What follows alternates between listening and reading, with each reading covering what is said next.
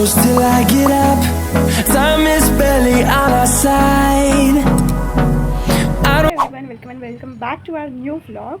सो आज व्लॉग बनवण्याचं कारण हे की आज आमच्या मामाकडे आहे जेवण. सो आता आम्ही तिथे जाणार आहोत.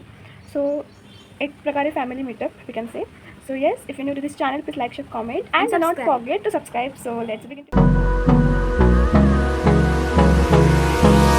Hold me close till I get up. Time is barely on our side. I don't wanna waste what's left. The storms we chase are leading us.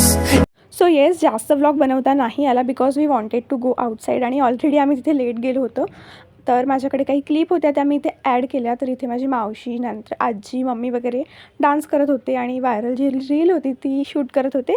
So yes, that's it for the today. जर तुम्हाला vlog आवडला असेल तर like करा आणि चॅनलला subscribe करा. Till then, bye bye.